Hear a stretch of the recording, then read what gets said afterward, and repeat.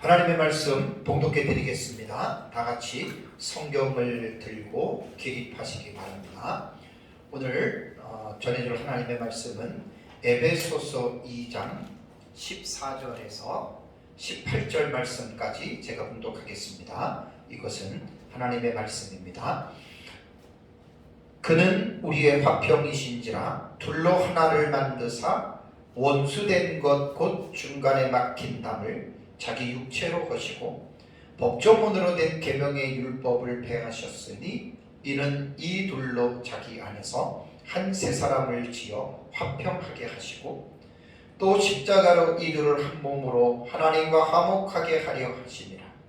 원수된 것을 십자가로 소멸하시고 또 오셔서 먼데 있는 너희에게 평안을 전하시고 가까운 데 있는 자들에게 평안을 전하셨으니 이는 그로 말미암아 우리 둘이 한 성령 안에서 아버지께 나아감을 얻게 하려 하심이라.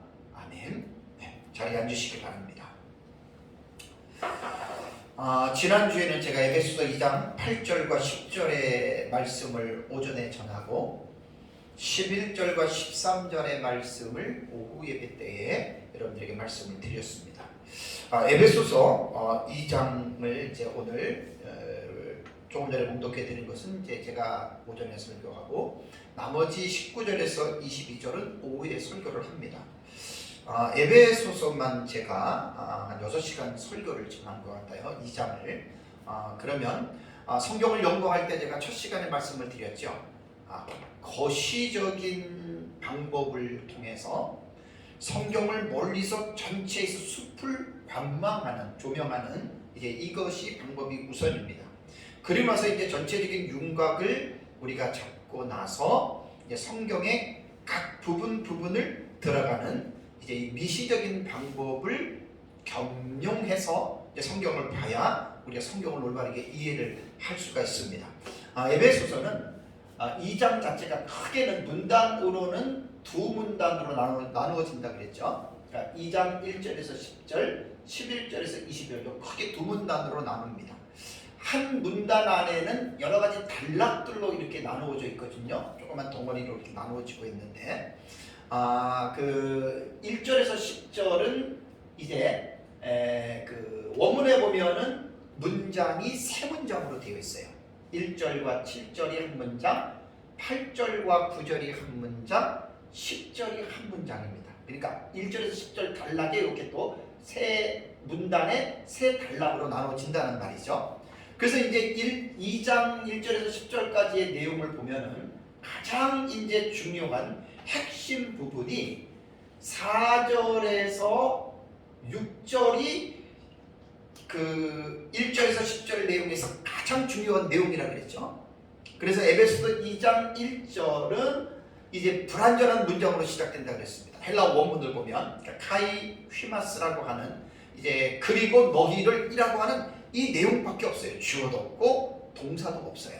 그럼 왜 그럴까? 그래서 이제 에베소서 2장을 원문으로 볼 때에는 불완전 문장이니까 주어와 동사를 앞에서 찾는 방법을 학자들은 아나포라 방식이라고 그랬죠. 그래서 찾으면 1장 19절 20절에 나옵니다. 주어와 동사가. 그래서 19절에 그의 힘이라고 하는 이스큐오스 아우텍에서 하나님의 그 능력이 결국은 이제 그 2장까지 넘어오는 거예요. 세 가지 기도 제목에서. 또 얘기하면 시간이 많이 가니까 그냥 넘어가겠습니다. 그래서 2장 1절에서 10절의 내용 중에 가장 중요한 절은 1절에서 3절에 나오는 에베소 교회 안의 성도들의 과거의 상태를 부각시키려는 것도 아니고, 그 다음에 8절과 9절 10절에 나오는 구원을 너희가 어떻게 받았고 소극적인 측면에서 하나님의 은혜로 구원을 받았으니 행위가 아니니까 자랑하지 말아라. 또 10절에는 적극적인 측면에서 선한 일을 행하게 하려 함이라. 그것도 중요한 중심 주제가 아니라고 했습니다. 에베소서 2장 1절에서 10절의 가장 중요한 핵심은 4절과 6절에 있습니다. 바울이 강조하고자 하는 이 에베소서 2장 1절과 10절의 내용은 4절과 6절에 보면은 주어와 동사가 나와요. 그래서 주어는 4절에 보면은 긍휼이 풍성하신 하나님이라고 하나님의 주어가 나오고, 동사는 세 가지의 복합 동사가 나와요. 5절에 그리스도와 함께 살리셨고, 그 다음에 6절에 함께 일으키시고, 그 다음에 또 함께 하늘에 앉히시니. 그래서 에베소서 2장 1절과 10절의 내용에서 가장 중요한 바울이 말하고자 하는 핵심은 4절과 6절에 긍휼에 풍성하신 하나님이 우리를 그리스도와 함께 구원하셨다. 이것이 이제 2장 10절 문단에서 가장 중요한 핵심이라고 말씀을 드렸습니다. 그리고 2장 11절에서 22절에 또 한 덩어리가 남았어요. 한 문단이. 이것도 한 문단을 세 가지의 단락으로 나눌 수가 있습니다. 11절과 13절을 보면은 헬라어가 한 문장이고요. 14절과 18절까지도 한 문장이고 19절에서 22절까지도 한 문장입니다. 그래서 제가 지난주에는 11절과 13절에 대한 내용을 설교를 하고, 이제 이번 주에는 두 번째 단락인 14절과 18절에 있는 내용을 오전에 하고, 19절과 22절의 단락은 이제 오후에 제가 이제 설교를 제가 합니다. 자, 그러면 이제 그 두 번째 단락에서, 두 번째 문단에서 세 가지의 지금 문장으로, 지금 세 문장으로 나눠졌다 그랬습니다. 그러니까 첫 단락과 마지막 단락을 보시면은요, 14절에 보면은 그는 우리의라고 말을 했고, 그 다음에 18절에도 우리 둘이라고 하는 그 주어가 우리라고 하는 부분이 나오고요. 요것이 이제 마지막 단락에도 보면은 첫 단락과 마지막 단락에서 첫 단락에서 마지막 단락은 11절에 보면은 이제 너희는 나오잖아요, 그죠? 그러니까 그 11절과 13절의 첫 단락에서 주어가 너희는이고, 마지막 세 번째 단락이 19절에서 22절까지도 너희는이라고 하는 주어가 그렇게 나옵니다. 그 다음에 이제 두 번째 단락인 오늘 설교하는 14절에서 18절의 단락에 보면은 여기에서 주어는 이제 우리로 나옵니다. 그러면 제가 에베소서 지금 1장부터 설교를 할 때 너희라고 하는 그 인칭 대명사와 우리라고 하는 인칭 대명사가 모든 성도들로 보아도 되지만 에베소서 안에는 분명하게 구분 지어서 이 부분을 읽을 필요가 있다고 했습니다. 자, 너희라고 말할 때에는 바울은 에베소 교회 안에 이방 그리스도인들이죠. 이방인들 가운데 예수 믿고 구원받은 자들을 너희라고 바울이 지칭을 했고, 또 우리라고 말을 했을 때에는 유대인 그리스도인들을 지칭할 때는 우리라고 하는 표현을 썼습니다. 그렇다고 해서 모든 너희와 우리를 에베소서에서 그렇게 구분해서 읽으면 좋지만 모든 부분이 그렇게 되는 것은 아닙니다.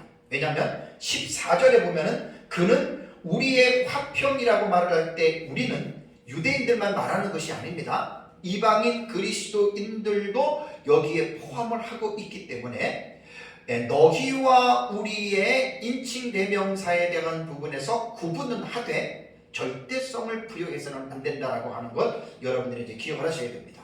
자, 이제 11절에서 22절의 단락은 이제 지난주에 말씀을 드렸지만 이방인 그리스도인들에게 구원에 사실은 초점을 맞추고 있어요. 11절부터 22절까지 내용을 보면, 그래서 이제 그 본절의 본 단락에 보면은 그때라고 하는 혹은 이제라고 하는 시간을 나타내는 부사를 사용하고 있어요. 그래서 여기서 그때라고 하는 말은 과거의 이방인들이었던 그들이 그리스도 밖에서 너희들이 어떠한 형편에 처해 있느냐, 그 비참한 상황에 대해서 바울이 상기시켜주고요. 그 다음에 이제라고 하는 이 시간적인 의미는 현재, 과거에는 그랬지만 너희들이 그리스도 안에서 누리는 영광스러운 모습이 이런 것이다. 그러니까 과거와 현재를 극명하게 대조하고 있다라고 하는 것을 우리는 볼 수가 있습니다. 자, 오늘 살펴볼 2장 14절과 18절의 본 단락에서는요, 이제 이런 내용입니다. 예수 그리스도께서 이 세상에 오셔서 그분이 이루신 중요한 사역에 대해서 이제 14절과 그 다음에 15절에 설명을 하고 15절 초반절까지 설명을 하고, 그 다음에 이제 15절 중반절부터는 이제 그 예수 그리스도께서 오셔서 이루신 그 사역으로 인한 결과에 대해서 지금 교훈하고 있습니다. 제가 지금 주일 설교를 하고 있는데 이번 주일이 성탄주일인데 성탄절에 대한 설교를 준비해서 할까 하다가 이 본문이 또 딱 맞아요. 작년에도 제가 그 종말론 설교를 할 때 부활절 같은 경우 그때도 참 올해도 부활절이 그 부분과 작년에도 그렇고 너무나 그게 맞았어요. 올해도 참 감사한 것은 제가 이렇게 성경을 맞춘 것은 아닌데 순서적으로 이 부분이 성탄주일 본문이 되더라고요. 그러니까 아주 너무나 성탄주일에 대한 특별한 설교를 제가 준비할 필요가 없이 오늘 본문을 말씀을 가지고도 이제 성탄에 대한 중요한 의미가 오늘 이 본문에 담겨져 있는 것을 이제 우리가 알 수가 있습니다. 자, 그러면 이제 14절과 15절의 초반절까지는요, 예수 그리스도께서 이 세상에 오셔서 이루신 하신 일들입니다. 자, 14절과 15절 초반절까지 제가 읽어드리면, 그는 우리의 화평이신지라 둘로 하나를 만드사 원수된 것 곧 중간에 막힌 담을 자기 육체로 거시고 15절에 법조문으로 된 계명의 율법을 폐하셨으니 이 부분까지가 예수 그리스도께서 이 세상에서 이루신 그 사역에 대해서 말을 하는 것입니다. 자, 그렇다면 14절에 보면은 우리말 성경에는 그는 하고 우리의 화평이신지라라고 우리말은 그냥 앞에 문장과의 연관성이 없게끔 읽게끔 이렇게 번역을 했어요. 그런데 여러분 14절의 그 원문을 보면은 아우토스 가르라고 하는 이 단어가 먼저 나옵니다. 아우토스는 3인칭 남성 단수로서 그라고 하는 그는이 되고요. 가르라고 하는 말은 제가 계속 강조했지요. 이유 종속 접속사입니다. 자, 여기도 여러분 보시면은 이제 11절에도 보면은 디오라고 하는 접속사가 들어가고요. 13절에도 대라고 하는 그러나라고 하는 접속사들이 들어가요. 14절에도 가르라고 하는 종속 접속사가 들어가고 19절에도 아라운이라고 하는 종속 접속사가 들어갑니다. 우리말 성경은 제가 볼 때는 한 반 정도, 잘하면 반 정도만 이렇게 접속어라 그러죠. 문장과 문장 사이를 이어주는 접속어를 우리말 성경은 한 반이나 번역했을까요? 근데 이 부분은 반드시 이거는 번역해서 읽어야 됩니다.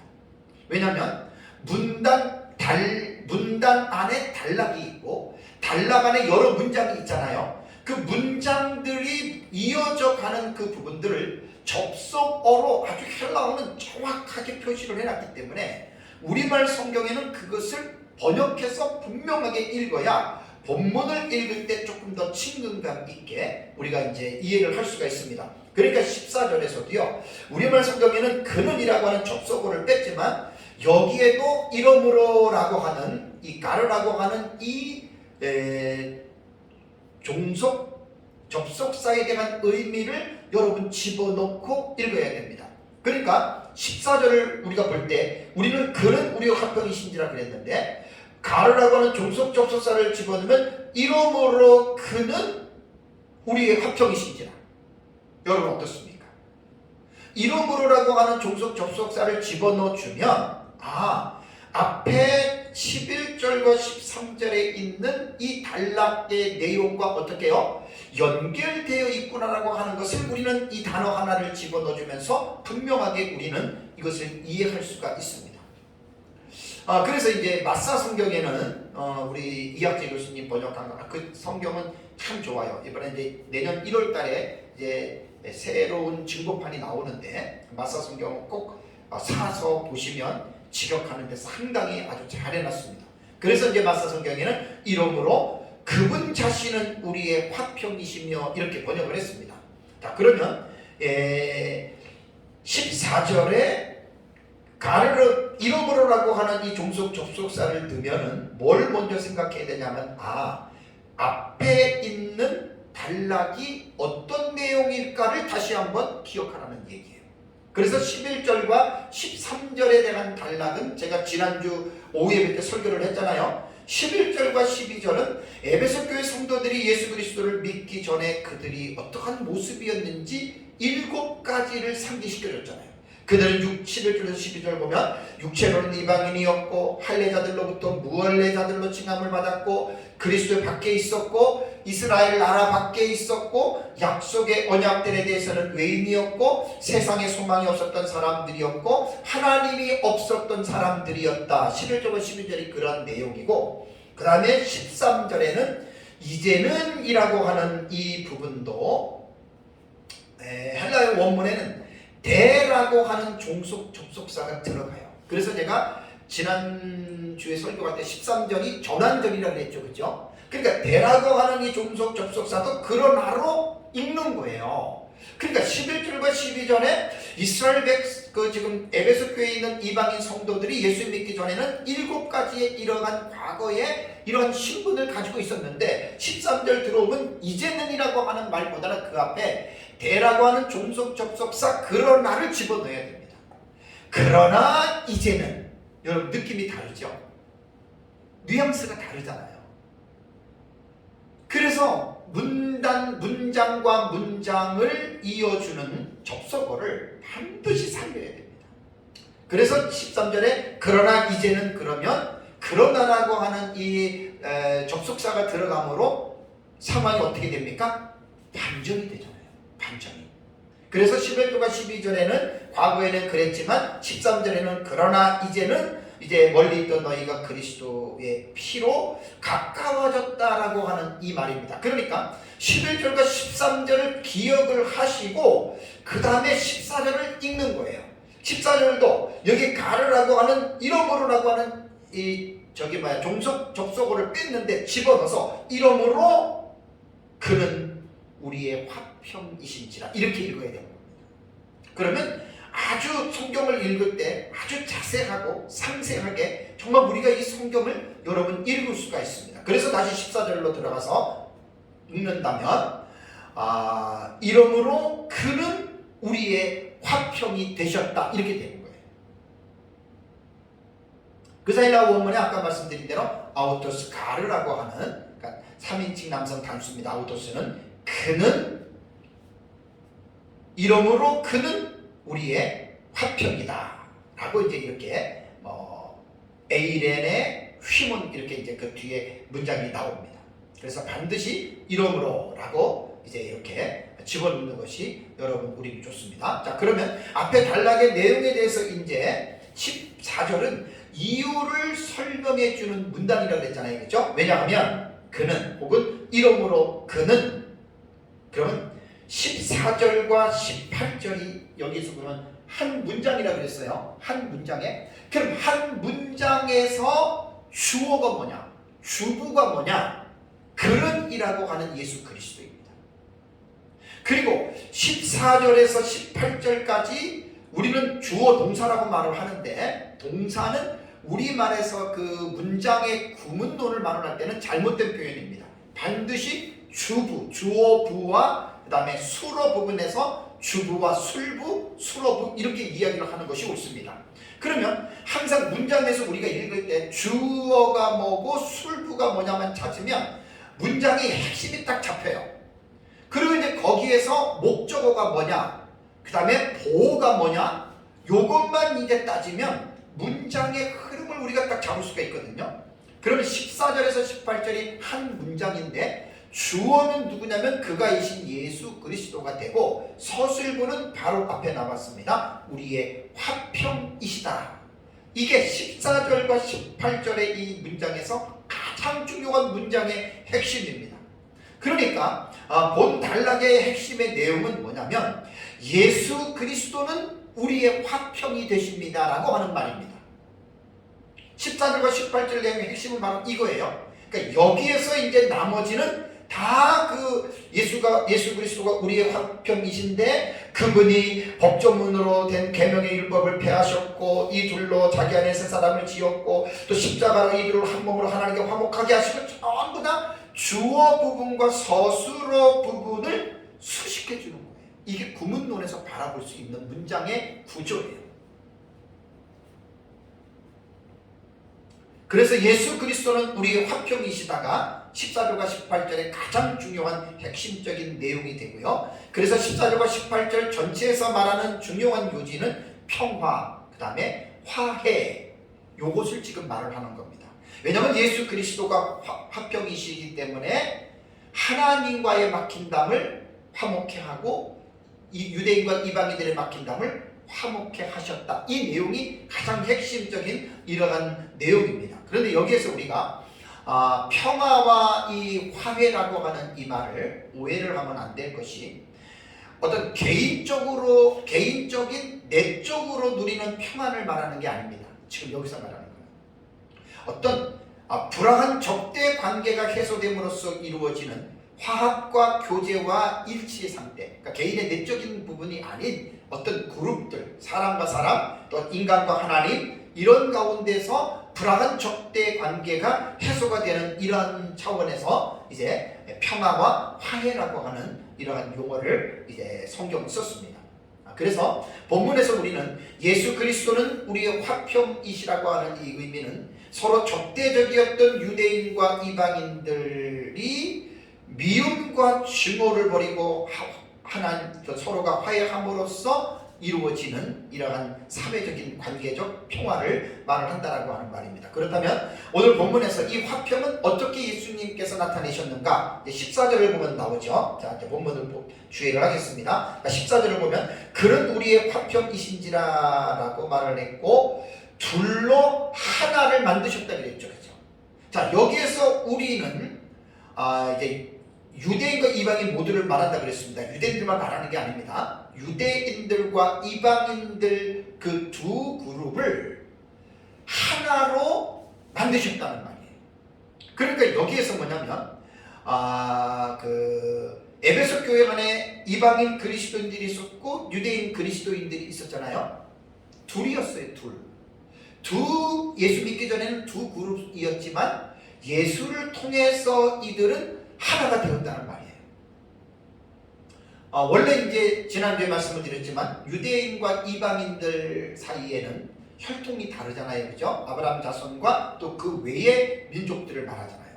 그런데 유대인들은 어떤 자기들 나름대로의 어떤 그 선민의식이 상당히 프라이드가 강했죠.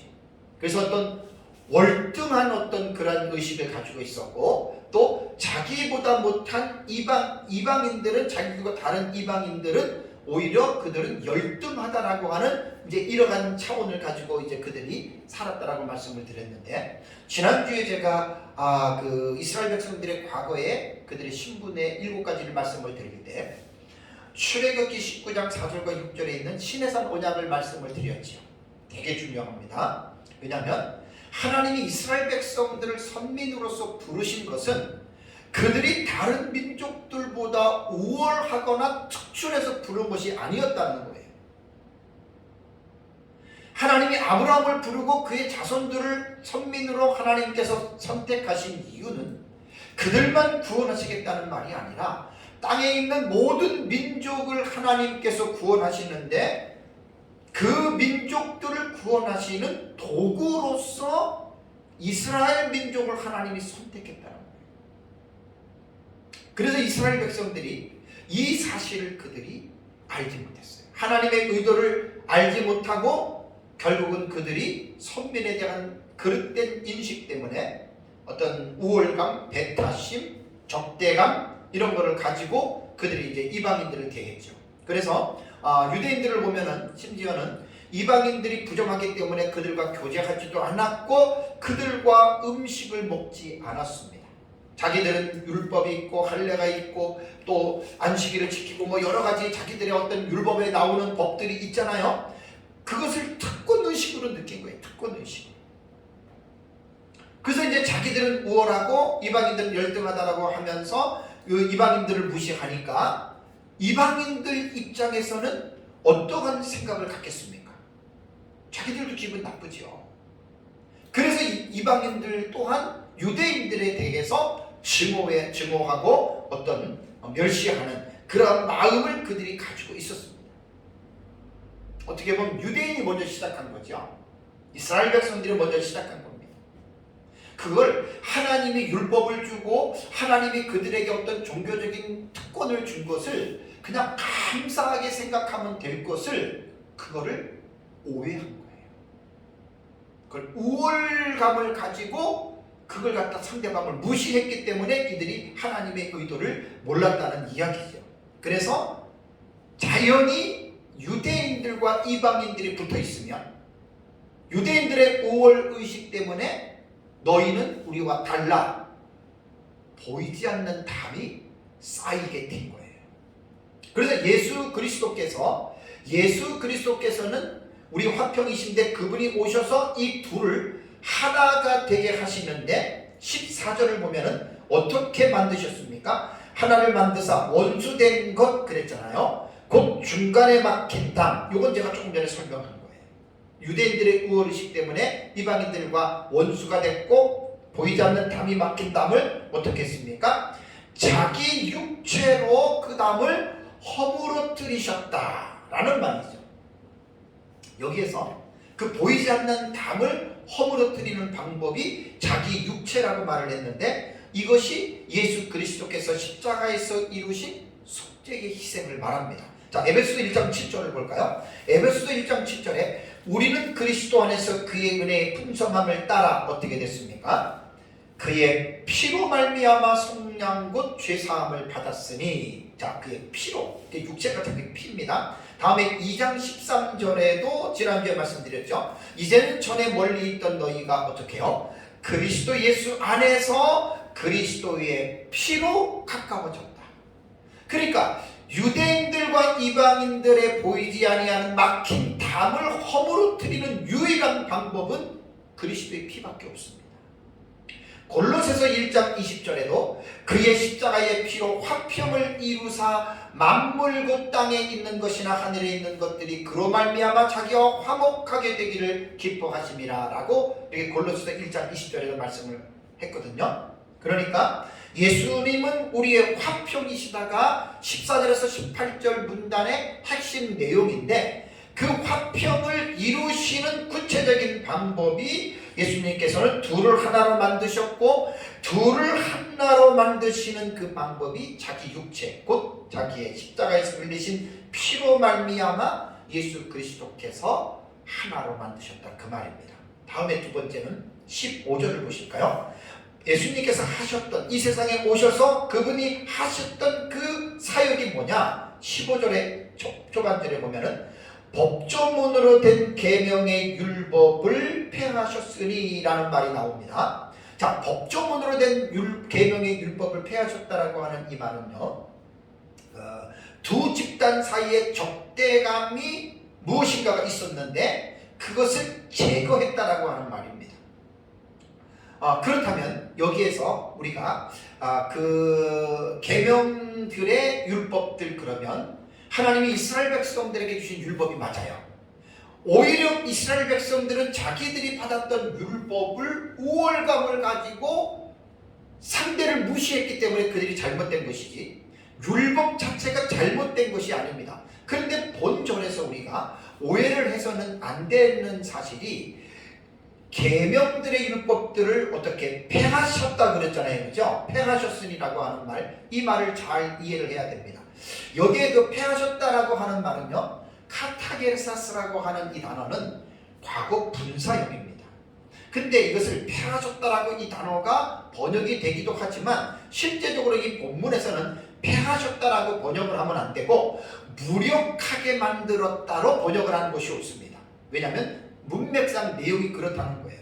그리고 또는 무효화했다라고 이 부분으로 이거는 읽어야 됩니다. 이렇게 번역을 해야 된다는 거예요. 왜냐하면 폐하셨다라고 이렇게 우리말 번역한 대로 이렇게 한다면 마치 율법 자체가 없어져 버렸다, 무시되어져 버렸다라고 하는 그러한 인식을 갖게 만드는 거예요. 이거는 참 잘못 번역한 겁니다. 폐하셨다라고 하는 의미는 없애버렸다라던가 뭐 잘못돼서 없애버렸다라고 하는 이러한 인식을 갖기 때문에 여기에서 이 단어는 이렇게 폐하셨으니라고 번역하면 안 됩니다. 무력하게 했다라고 하는 것, 혹은 무효화했다라고 하는 것, 혹은 여기서 뭐 그렇게 번역하는 것이 가장 이렇게 옳은 말입니다. 왜냐하면 성경에서 제가 이제 변증을 하겠습니다. 그 폐하셨다라고 하는 말이 제가 지난주에도 말씀을 드린 대로 세대주의의 신학에 영향을 받은 사람들이 구약은 율법, 신약은 복음, 은혜, 완전히 적대적인 구도로 보는 게 세대주의 신학이거든요. 모르겠어요. 최근에 그 점진적 세대주의자들이 보는 개정 세대주의자들이 보는 이 신학 사상은 좀 많이 달라졌기 때문에 요즘은 어떨지 모르지만 옛날의 세대주의, 고전적 세대주의는 적대적인 구도로 봐서 완전히 구약은 율법이기 때문에 필요 없다. 신약시대 예수님 오심으로 복음과 은혜 시대였기 때문에 율법은 없어졌다. 이렇게 말하는데 그건 절대로 잘못된 겁니다. 80년대 초반에 한국에서 번역돼 나온 M.R. 디안의 율법과 복음이라고 하는 그 책은 세대주의 사상으로 나온 책이기 때문에 아주 35년 전에는 은혜스럽게 제가 봤지만 그거 잘못된 책입니다. 그렇게 율법과 복음을 그렇게 적대적인 구도로 놓으면 안 돼요. 자, 마태복음 5장 17절에 예수님이 뭐라고 말씀하신 줄 아세요? 5장 17절에 내가 율법이나 선지자를 폐하러 온 줄로 생각하지 말라라고 말씀했습니다. 폐하러 온 것이 아니요 완전하게 하려 함이라. 그래서 15절에 법조문으로 된 계명의 율법을 폐하셨다라고 하는 이 우리말 번역은 상당히 위험합니다. 요거 설교자들이 설명을 해석을 해주지 않으면 마치 세대주의자들이 해석하는 것처럼 구약의 율법은 예수님이 오심으로 마치 필요가 없는 폐하여져 버린 것처럼 생각하는데 여러분 그렇지 않습니다. 조금 더 제가 설명을 하겠습니다. 예수님은 십자가에서 율법을 폐하신 것이 아니라 완전하게 이루신 거예요. 마태복음 5장 17절의 말씀처럼 폐한 게 아닙니다. 폐하러 온 게 아닙니다. 그래서 여기에서 이제 우리가 그 15절에 말하는 대로 법조문으로 된 계명의 율법이 왜 이것이 문제가 됐느냐, 왜 이것을 폐했다 그랬냐라고 하는 말은 유대인들과 이방인들을 분리하고 두 집단 사이에 적대감을 불러일으키는 원인으로서의 율법이 등장을 합니다. 조금 전에 말씀드린 대로 오해하면 안 됩니다. 율법이 잘못됐다는 말이 아닙니다. 자, 예를 들자면 칼빈은 이 법조문 율법을 어떻게 해석을 했냐면 할례와 음식법과 안식일과 같은 특정한 이러한 그 의식법들을 가리키는 것으로 해석을 했습니다. 그래서 구약시대부터 유대인들은 이 할례, 음식법, 그 다음에 각종 제사의 의식법들을 그들이 철저하게 지키는 삶을 살았잖아요. 그러니까 그러한 것들이 이제 칼빈은 이제 의식법이 뭐 폐해졌다라고 말은 안 하지만 완성을 시켰다. 예수 그리스도 오심으로 이거 폐해졌다고 말하면 안 됩니다. 의식법도 완성을 시킨 겁니다. 그렇다면 여기에서 말하는 것이 우리가 법조문으로 된 계명의 율법을 칼빈이 말하는 것처럼 의식법으로만 볼 수 있느냐? 그 길선한 교수님 주석에는 그렇게 보면 문제가 될 수 있다라고 말을 합니다. 왜냐하면 성경을 보면은 율법에 대해서 교훈할 때 마치 율법을 의식법, 시민법, 도덕법의 요소가 있지만 그렇게 구분해서 말한 내용 하나도 없습니다. 그냥 율법을 나누어서 구분해서 말하지 않고 그냥 율법 신약 성경에도 그렇게 말을 했습니다. 실제로 율법은 이제 그 율법서에 보면은 모세오경에 보면은 그 유대인 학자가 구분해 놓은 게 있어요. 613가지의 조항으로 구분을 했죠. 이렇게 하라 긍정적인 요소와 하지 말아라라고 하는 부정적인 요소의 성격으로 했는데요. 이렇게 하라라고 하는 긍정적인 계명은 248가지고 하지 말라라고 하는 부정적인 계명은 365가지입니다. 여기에서 이러한 율법을 무력하게 만드셨다라고 하는 폐하셨다라고 하는 이 말을 율법 전체가 다 그렇게 소용이 없이 폐해졌다 이렇게 말하면 큰일이 나는 겁니다. 그 말이 안 되는 겁니다. 그걸 전부 다 무력화시켰다 해서도 말을 하면 안 됩니다. 그러면 이 율법 속에서 우리는 중요한 거는 무엇을 하나 제가 딱 해야 되냐면 여러 가지가 있겠지만 하나를 간주해서 딱 여러분들에게 핵심을 말씀드리면 율법은 죄를 깨닫게 해요. 율법은 그리스도에게로 인도하게 해요. 율법의 기능 중에 가장 또 중요한 기능이 뭐냐면 정죄. 너는 죄인이야. 너는 죽어야 돼. 너는 지옥의 형벌을 받아야 돼. 그게 율법의 정죄의 기능이거든요. 그런데 예수 그리스도를 믿게 되면 예수 그리스도 밖에 있을 경우에는 이 율법의 정죄가 제가 전에 한번 십계명 그 강행할 때 몇 년 전에 설교했잖아요. 율법의 제1용도, 제2용도, 제3용도가 있어요. 제1용도는 믿지 아니하는 사람들에게도 도덕법적으로도 그들에게 영향을 미쳐요. 그리고 제3용도 같은 경우는 이 율법이 어떤 용도가 있냐면 이 율법은 성령 안에서 지켜지는 법이에요. 그러니까 구약의 율법이 폐하여졌다. 이거는 이단들이 하는 얘기예요. 폐하여진 게 아니에요. 성령 안에서 구약의 율법들이 지금도 지켜지게 되는데, 다만 의식법과 시민법 같은 이러한 경우들은 없어진 게 아니라 예수 그리스도께서 십자가의 피로서 완성을 시켰기 때문에 완성된 것 우리가 지킬 필요는 없다는 이야기예요. 이렇게 표현을 해야지 예수님께서 십자가에 죽었기 때문에 그건 없어졌어 이렇게 말하면 안 돼요. 완성을 시켜줬기 때문에 우리는 이제 더 이상 의식법을 지킬 필요가 없다라고 하는 말입니다. 표현도 폐해졌다, 완성했다라고 하는 말은 어감이 다릅니다. 그래서 이제 예수를 믿게 되면 율법은 지금도 범죄한 사람들에게 정죄하는 역할을 합니다. 지금도. 그래서 바울은 디모데에게 율법은 선하고 의롭다라고 말을 했고, 율법은 법 없는 자들에게 율법은 지금도 필요하다. 오늘날 구원받은 그리스도인들도 우리가 도덕법이나 다른 법들을 지키지 않을 때 반드시 율법은 우리를 구원받은 우리들까지도 정죄합니다. 그런데 중요한 것은 뭐냐면 우리가 예수 그리스도를 믿었다면 율법의 정죄를 예수님은 완성시키셨어요. 율법의 정죄를 통해서 우리가 죄를 형벌을 받고 죽어야 되는데 예수 그리스도께서 십자가에 죽으심이 바로 그 율법의 정죄까지 포함하고 그분이 죽었다는 거예요. 자, 로마서 8장 1절과 2절 볼까요? 우리는 제자훈련할 때 이거 다 깊이 공부했습니다. 로마서 8장 1절과 2절은 그러므로 이제 그리스도 예수 안에 있는 자에게는 어떻게 해요? 결코 정죄함이 없나니. 예수 안에 있다면 우리가 구원을 받고도 죄를 지을 수 있어요. 죄를 지어서 율법에 우리를 정죄했다 하더라도 우리는 예수 그리스도 안에 있으면 율법이 우리를 정죄하는 그 효력에서 우리는 벗어난다는 이야기입니다. 너무너무 놀라운 사실입니다. 그 다음에 2절에 이는 그리스도 예수 안에 있는 생명의 성령의 법이 죄와 사망의 법에서 너를 해방하였습니다 라고 말을 했습니다. 그러니까 15절에서 법정으로 된 계명의 율법을 폐하셨다라고 하는 이 말을 오해하면 안 됩니다.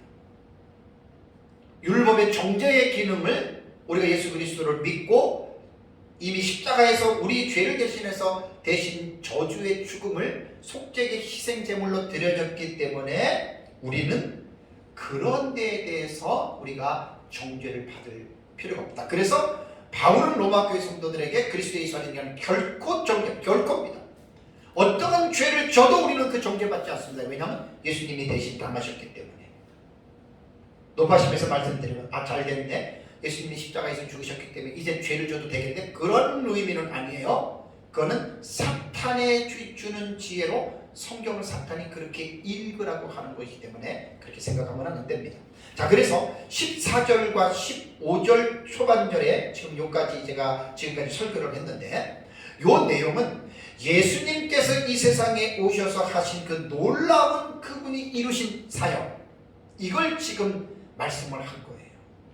그래서 바로 다시 이 부분을 정리하면 예수 그리스도는 우리의 화평이십니다. 왜 화평이십니까? 둘로 하나를 만드셨는데 원수된 것과 중간에 맡긴 담을 자기 육체로 허시고 그 다음에 법조문으로 된 계명의 율법을 무력하게 하셨다. 폐하셨다는 이렇게 하시면 됩니다. 완성시켰다라고 이렇게 생각하면 됩니다. 이것이 성탄의 의미입니다. 만약에 예수님이 이 세상에 오시지 않았다면 이렇게 하질 않아요. 화평을 우리가 누리지도 않아요. 계속해서 유대인과 이방인들이 원수된 관계 속에서 계속 그 상태를 유지할 것입니다. 자, 그 다음에 15절 그 중반부터 16절까지는 예수 그리스도께서 이 세상에 오셔서 이루신 사역의 결과입니다. 자, 15절과 16절 제가 읽어드릴게요. 이는 이 둘로 자기 안에서 한 세 사람을 지어 화평하게 하시고 16절에 또 십자가로 이 둘을 한 몸으로 하나님과 화목하게 하려 하심이라. 원수된 것을 십자가로 소멸하시고. 요 15절과 16절의 내용은 예수님께서 이 세상에서 오셔서 앞에 하신 그 사역에 대한 결과라고 말씀했습니다. 자, 15절 B절과 16절은 아주 뭐라 그럴까, 비슷한 문장이 반복돼요. 15절에 뭐라고 나왔습니까? 15절에 보면은 이 둘로 자기 안에서 한 세 사람을 지어서 화평하게 했다. 서로 화평하게 했다는 거죠. 16절은 십자가로 이 둘을, 이것은 하나님과 인간과의 관계를 말합니다. 16절은 한 몸으로, 둘을 한 몸으로 묶어서 하나님과 화목하게 하려 하심이라. 그래서 15절 B절 하반절과 16절은 비슷한 문장이 사실은 반복되는 거예요. 중첩되는 개념으로 읽어야 됩니다. 그렇다면 예수 그리스도께서 이루어 놓으신 사역의 결과로 어떠한 일이 이루어졌냐면 15절에 뭐라 그랬죠? 이 둘로 자기 안에서 한 세 사람을 지어 화평하게 하셨다. 놀라운 일입니다. 한 세 사람. 여기 보면 헤나카이논 안드로폰, 이 말은 뭐냐면 말 그대로 하나의 새로운 사람, one new man, 영어로 말하면 이렇게 됩니다. 여기서 15절에 지금 여기 중반절에 들어가는 이 부분도 원문을 보면은 신하라고 하는, 제가 이제 출판에서 신하라고 하는 이 종속 접속사가 들어가요. 왜 제가 자꾸만 이번에 이제 에베소 설교를 하면서 종속 접속사 대명사라고 하는 관계절을 자꾸만 강조를 하냐면, 그냥 읽지 말고 헬라어 원문에서 말하고 있는 이 미시문법적인 요소를 살려서 읽으면 충분하게 우리가 성경을 읽을 때 이해가 쉬워진다라는 말이에요. 그래서 15절에 이는이라고 하는 이 말은, 우리말은 이 종속 접속사의 의미를 집어넣습니다. 이런 거는 잘 집어넣은 겁니다. 신하라고 하는 이 접속사는요, 목적 또는 결과를 지시하는 종속 접속사이기 때문에 신하 문장이 절이 딱 들어가면 신하하고 그 뒤에 보면은 이는 뭐뭐 하려 하심이라고 하는 이 뜻이 되거든요.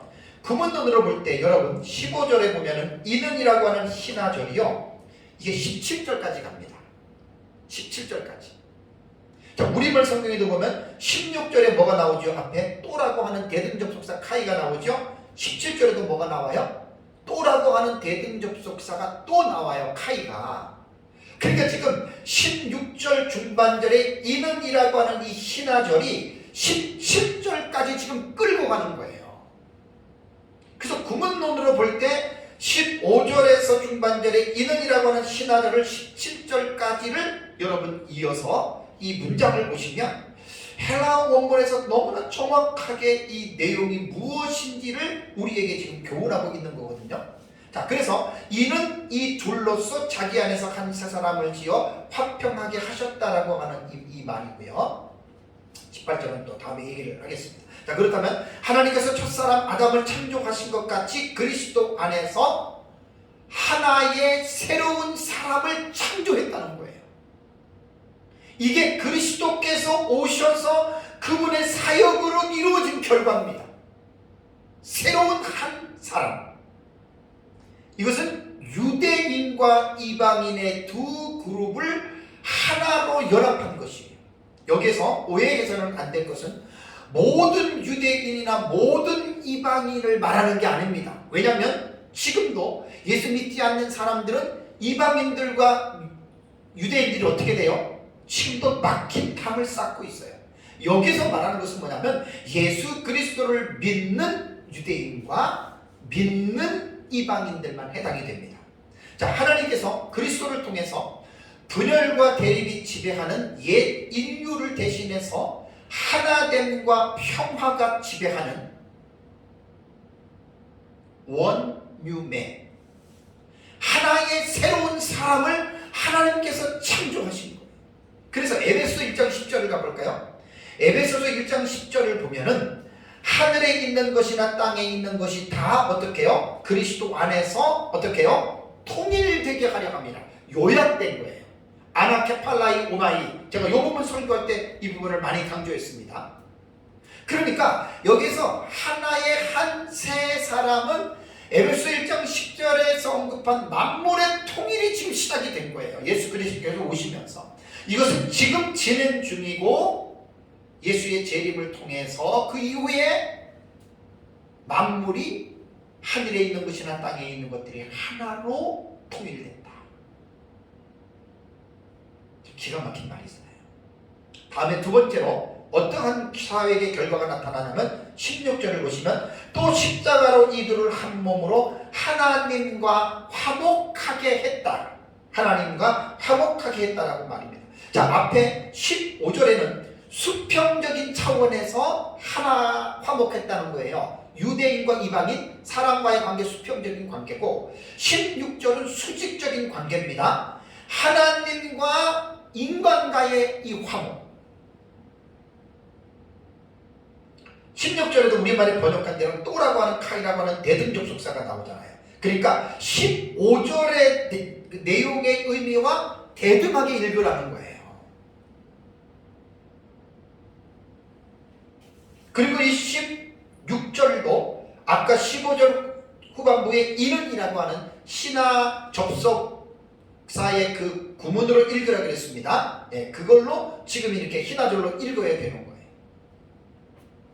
여기에 보면 화목하게 하다라고 하는 아파카탈라소라고 하는 이 단어는 에베소서와 골로새서에만 등장합니다. 이 단어는 두 군데에만 세 번, 네 번 나와요. 골로새서. 그런데 여기에 보면은 이 화목해 하다라고 하는 이 말은요, 그 불화하는 두 사람 사이의 우정을 다시 재확립하는 거. 아주 단어의 의미가 너무 좋아요. 그러니까 유대인이나 이방인들 모두는 과거에 하나님과 적대적인 관계에 있었잖아요. 본질상 진노의 자녀들이었잖아요. 그래서 이 모든 사람들은 수평적으로나 수직적으로나 불화의 상태에 있었는데 예수 그리스도께서 이 둘을 십자가에서 그분이 자기의 피로, 자기 육체로 이러한 원수된 것을 화목하게 하셨다는 거예요. 화목하게. 아포카탈라소. 화목하게 했다. 그리고 여기 또 하나 단어가 뭡니까? 한 몸이라고 하는 단어가 나와요. 원 바디예요. 두 몸이 아니라 한 몸이에요. 그러니까 이 한 몸이나 한 세 사람은 같은 의미입니다. 그리고 한 몸, 한 세 사람은 신약 성경의 교회와 같은 의미입니다. 몸이라고 말하고 사람이라고 말할 때는 헤드가 있어요. 리더가 있어요. 그게 바로 머리예요. 그게 바로 교회의 머리가 예수 그리스도라고 말을 했죠. 그런데 16절에서 원수된 것을 뭐라고 했습니까? 십자가로 어떻게 해요? 소멸하신다 그랬죠. 그죠? 소멸하신다라고 하는 말은 아포크테이나스라고 하는 단어인데 이 단어는 아포크테이노의 과거 분사입니다. 그러니까 이 단어의 의미는 소멸하다라고 하는 이 단어는 죽이다, 살해하다, 처형하다라고 하는 의미입니다. 소멸보다는 아주 리얼하게 번역하면 예수님께서 원수된 것을 십자가로 죽여버렸다. 원수된 것을 처형해버렸다. 이렇게 읽어야 됩니다. 그러니까 예수님이 이 원수됐던 것을 자신이 십자가에서 처형을 받음으로 그 원수된 것을 죽여버린 거예요. 사망을 죽여버린 거예요. 이게 부활이잖아요. 부활의 능력이잖아요. 그래서 예수 그리스도께서 이루신 이 십자가의 화목의 죽으심은 그 사건 자체만으로 모든 사람들에게 효력이 발생되는 게 아닙니다. 만인 구원론을 이야기하는 사람들은 예수님의 십자가의 죽으심이 모든 사람들의 죄를 위해서 죽었기 때문에 모든 사람들 다 구원받는다 이렇게 얘기를 하는데 그런 성경을 잘못 읽는 거예요. 십자가의 복음을 예수 그리스도께서 이루신 십자가의 사건을 듣고 믿는 자들에게만 원수된 상태를 죽여버리는, 무효화시키는 이런 것들이 주어진다라고 하는 말입니다. 자, 세 번째는 17절을 보실까요? 이것도 지금 뭐냐면 앞에 이는이라고 하는 신하들과 다 연결되는 거예요. 그것과 연결, 이는 뭐뭐 하려 하심이라, 이는 뭐뭐 하려 하심, 이렇게 읽어야 됩니다. 자, 17절을 보면 또 오셔서 먼 데에 있는 너희에게 평안을 전하시고 가까운 데 있는 자들에게 평안을 전하셨다. 그러니까 멀리 있는 사람과 가까운 데 있는 사람들에게 예수님께서 평안을 전하신 거예요. 그분이 이 세상에 오셔서 사역을 하심으로, 자, 바울은 그리스도께서 오셔서 유대인들과 이방인들에게 평안을 선포하셨다고 말을 하는데, 본문에 두 번 나타난 에이레네라고 하는 이 평안은 앞에서 말씀드린 대로 개인적이고 내적인 평안을 말하는 게 아닙니다. 하나님과 사람들 사이에 이루어지는 관계적인 차원의 평안을 말을 합니다. 그러니까 예수 그리스도의 공생의 사역을 통해서 전파하신 평안은 1차적으로는 여러분 성경을 보면 이방인들은 대상이 아닙니다. 자, 마태복음 10장 5절과 6절에 예수께서 12제자를 보내시면서 말씀하시기를 이방인의 길로도 가지 말고 사마리아인의 고을에도 들어가지 말고 오히려 이스라엘 집에 잃어버린 양에게로 가라라고 하는 말을 했습니다. 예수님. 그러니까 이방인에게 가지 말라. 여기서 오해가 있으면 안 됩니다. 그렇다고 해서 이방인들에게 평화의 복음이 주어지어서는 안 된다라고 하는 말이 아니죠. 창세기 3장 15절의 원시복음의 여자의 후손의 복음 안에는 모든 죄인들이 다 함의되어져 있어요. 그래서 이 평화의 복음이 이방인들에게 전파되는 것은 언제 시작이 됐습니까? 예수 그리스도께서 승천하신 이후에 오순절날에 제자들이 성령의 충만함을 받고 예수님의 지상 명령을 따라서 모든 민족에게 복음이 전파되게 됐죠. 그래서 길성남 교수님은 이 부분을 어떻게 이야기를 하냐면 17절에 나타나는 이 부분을 예수 그리스도께서 천상에서 하신 승천하신 사역으로 이 본문을 보는 거예요. 일리가 있습니다. 예수님 승천하시고 나서 이제 하늘에서 만물을 통일하는 이 사역을 계속 지금 예수님이 지금도 하고 계시잖아요. 그래서 세 번째는 가깝게 멀리 있는 자들에게 평화를 전하셨다라고 하는 17절 이 말씀은 결국 이제 이런 복음이 계속해서 지금 전파되고 있는 하나의 예수님의 결과로 볼 수 있다는 말입니다. 자, 네 번째는 18절을 보시면 예수님 때문에 유대인들과 이방인들이 한 성령 안에서 함께 하나님께 나아간다. 참 놀라운 일입니다. 예수 그리스도께서 이 세상에 오시지 않았다면 유대인과 이방인이 한 성령을 받을 수도 없고 또 한 성령 안에서 같이 하나님께 나아갈 수도 없는 거예요. 18절 보시면 이는 그로 말미암아 우리 둘이 한 성령 안에서 아버지께 나아감을 얻게 하려 하심이라. 여러분 18절은 이는이라고 하는, 여기 보면 호티라고 하는 이것도 종속 접속사를 썼습니다. 우리말을 번역을 해놓습니다. 자, 그러면 여기서 이 뭐냐면 17절을 이 18절은 앞에 있는 이 문장을 부연해 주는 거예요. 부연, 쉽게 말하면 설명해 주는 거예요. 이는, 그러니까 앞에 이것은 사실은요 15절의 후반절에 이는 이 둘로 자기 안에서 한 세 사람을 지어 화평케 하시고, 이게 신하절이라고 했어요. 이 신하절이 17절까지 가는 거예요. 이 17절까지 가는 예수님이 오셔서 사역하신 그 결과, 여기에 대한 또 18절은 떨어져서 부연 설명을 하는 겁니다. 이는 바로 그 사역하신 결과로 나타난 그분 때문에, 예수님 때문에 우리 둘이 한 성령 안에서 아버지께로 나아감을 얻게 했다라고 하는 말입니다. 그래서 여기 호티라고 하는 이 종속 접속사는요 즉이라고 읽어도 됩니다. 이는도 되지만 즉 이렇게 읽어도 돼요. 그런 말미암아, 그러니까 앞에 것과 이는도 마찬가지잖아요. 연관이 있다고 하는 것을 딱 느끼게 하잖아요. 그러니까 예수님께서 평화를 선포하신 그 증거로, 그 결과로 어떻게 됐느냐? 18절은 예수님 때문에 유대인과 이방인인 우리는 성령 안에서 하나님 아버지께 나아가게 되었다라고 하는 말입니다. 참 놀라운 일입니다.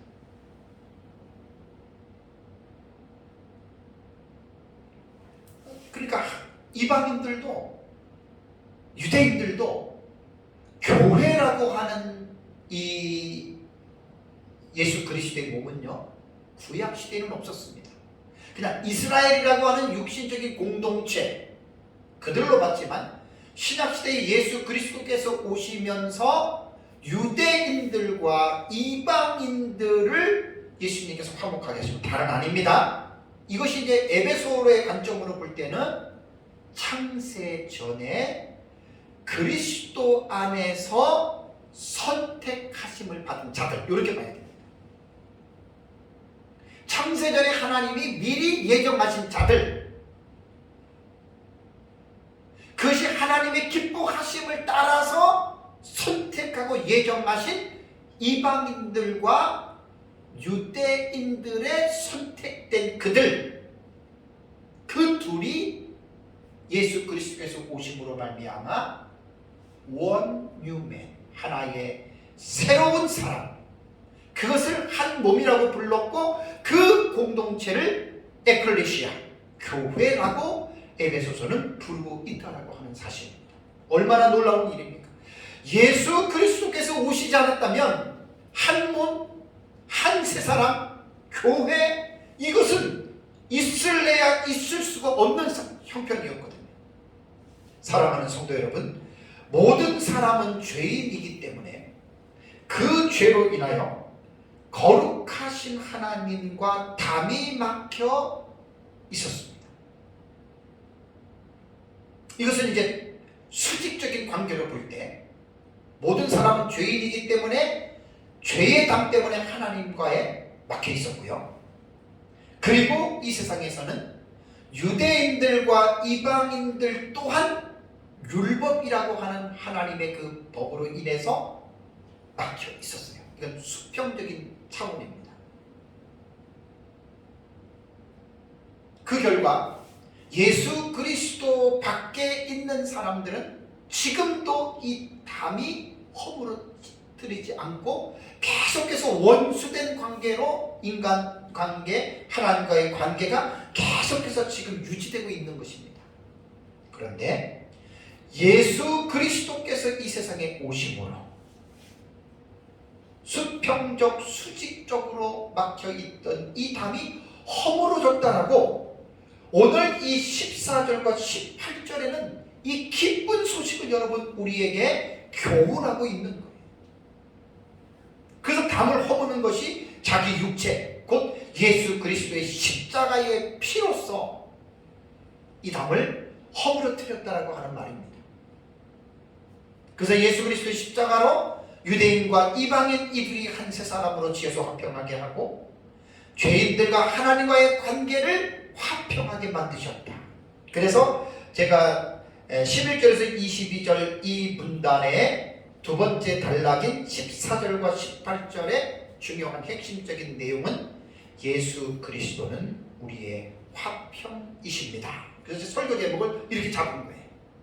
이것이 이 문장에서 가장 핵심적인 주부와 술부의 내용이 예수 그리스도는 우리의 화평이시다라고 하는 이 내용이 나오는 것입니다.